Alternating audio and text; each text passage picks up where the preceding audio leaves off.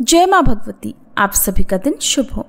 इस बार शारदीय नवरात्रि बहुत ही खास होने वाली है, क्योंकि जहां हर बार नवरात्रि 9 दिनों की होती है, वहीं इस बार नवरात्रि में पूजा करने के लिए आपको 10 दिन मिलने वाले हैं। यानी नवरात्रि का पर्व इस बार पूरे 10 दिन चलेगा। तो आइए जानते हैं इस बार शारदीय नवरात्रि में अष्टमी और नवमी तिथि कब रहेगी, किस दिन दुर्गा सप्तशती के कौन से अध्याय का पाठ आपको करना है, क्योंकि इस बार एक तिथि की वृद्धि हो रही है।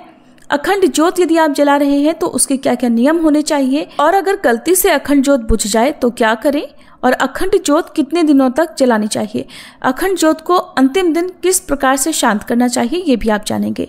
इस बार शारदीय नवरात्रि 22 सितंबर दिन सोमवार से शुरू हो रही है, जिसका समापन होगा 2 अक्टूबर दिन गुरुवार को। तो इस तरह से माँ भगवती के 9 स्वरूपों की पूजा इस बार पूरे 10 दिन की जाएगी, और 11वें दिन यानी गुरुवार को विजयादशमी पर्व के दिन कलश विसर्जन और दुर्गा विसर्जन किया जाएगा।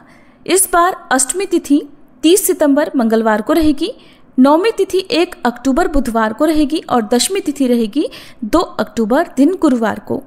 हिंदू धर्म में नवरात्रि के दिनों में अष्टमी और नवमी तिथियों का सबसे अधिक महत्व माना गया है, क्योंकि महाअष्टमी के दिन मां महागौरी की पूजा की जाती है, जो कि शुद्धता, सौभाग्य और मंगल का प्रतीक होता है, और इस दिन कन्या पूजन का भी विशेष महत्व होता है। नवरात्रि के दिनों में कन्या पूजन किया जाता है, जिसमें कुछ लोग अष्टमी के दिन तो कुछ लोग नवमी तिथि के दिन कन्या पूजन करते हैं।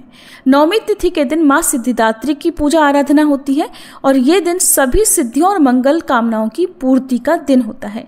नवमी तिथि पर कन्या पूजन करने से भक्तों को पूजा का संपूर्ण फल और मां भगवती की असीम कृपा प्राप्त होती है।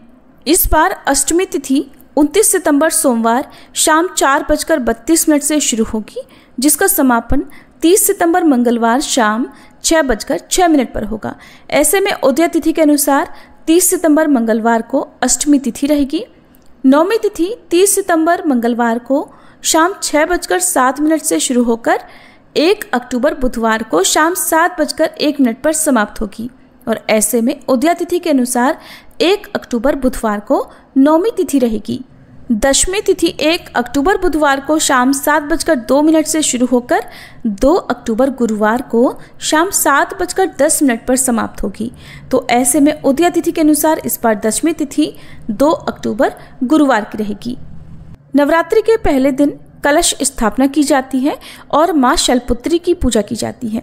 तो इस बार 22 सितंबर सोमवार को कलश स्थापना का पहला शुभ मुहूर्त, जो कि सुबह का रहेगा, सुबह 6:09 से 8:06 तक रहेगा, और अभिजीत मुहूर्त सुबह 11:49 से दोपहर 12:38 तक रहेगा।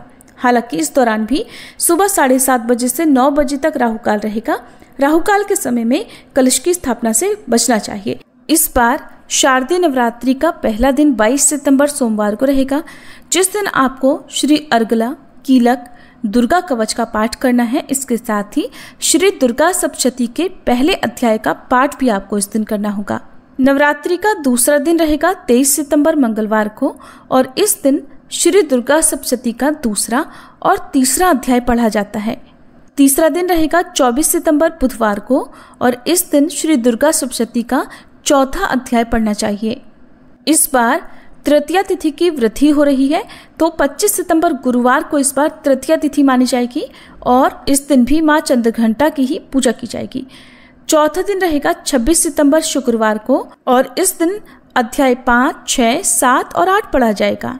नवरात्रि का 5वां दिन 27 सितंबर शनिवार को रहेगा, और इस दिन श्री दुर्गा सप्तशती का 9वां और 10वां अध्याय पढ़ा जाता है। छठा दिन रहेगा 28 सितंबर रविवार को, और इस दिन अध्याय 11 पढ़ा जाएगा।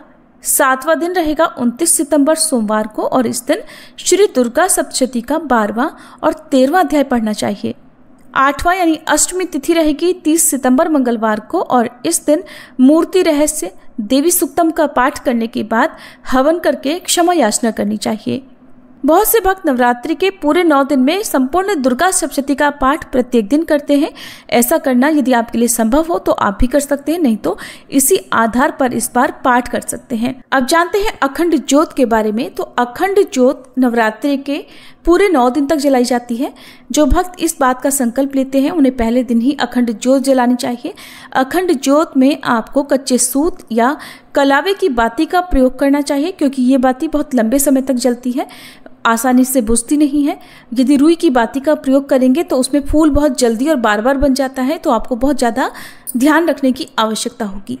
दीपक आप मिट्टी का प्रयोग करें तो बहुत अच्छी बात है। दीपक बड़ा होना चाहिए ताकि उसमें घी या तेल ज़्यादा भरा जा सके। और इसके अलावा आप तांबे का दीपक भी पूजा में रख सकते हैं। अखंड ज्योत कब से लेकर कब तक जलानी चाहिए? तो देखिए, बहुत से लोग पूरी नवरात्रि में अखंड ज्योत जलाते हैं, और जो ऐसा ना कर पाए वो केवल पहले दिन केवल 24 घंटे तक अखंड ज्योत जलाने का संकल्प ले सकते हैं और इतनी ही देर तक अखंड ज्योत जला सकते हैं। कुछ लोग अष्टमी और नवमी तिथि के दिन ही केवल अखंड ज्योत जलाते हैं। तो ये आपकी श्रद्धा पर और आपके समय के ऊपर निर्भर करता है कि अगर आप अकेले हैं, अखंड ज्योत का पूरे 9 दिन तक ध्यान नहीं रख सकते, तो केवल 24 घंटे के लिए भी जला सकते हैं। और अखंड ज्योत को जलाने के बाद घर को अकेला नहीं छोड़ना चाहिए। कोई एक सदस्य घर पर हर समय होना चाहिए जो कि अखंड ज्योत की सेवा कर सके, और ये भी देखते रहे कि अखंड ज्योत में कहीं फूल तो नहीं बन रहा। फूल अगर बनता है तो उसे माचिस की तीली से हल्के से हटा देना चाहिए, ताकि ज्योत लगातार बिना बुझे जलती रहे। जिस घर में अखंड ज्योत जलती है उस घर में शुद्धता और पवित्रता का ध्यान रखा जाना चाहिए। तामसिक चीजों का सेवन नहीं होना चाहिए। अखंड ज्योत के आसपास जूते चप्पल इत्यादि पहनकर ना जाए। अखंड दीपक को अपनी जगह से बार बार ना हिलाएं।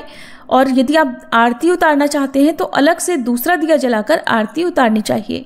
किसी कारणवश यदि अखंड ज्योत बुझ जाए तो फिर ऐसे में आपको क्षमा याचना करके दोबारा से ज्योत जला लेनी चाहिए। उसी ज्योत को आप दोबारा से जला सकते हैं।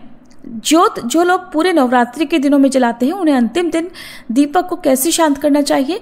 तो देखिए, जब अष्टमी तिथि या नवमी तिथि में आप कन्या पूजन कर रहे हो तब तक अखंड ज्योत जलती रहनी चाहिए, और उसके बाद आप उसमें तेल या घी डालना बंद कर दें और दीपक को अपने आप ही शांत होने देना चाहिए।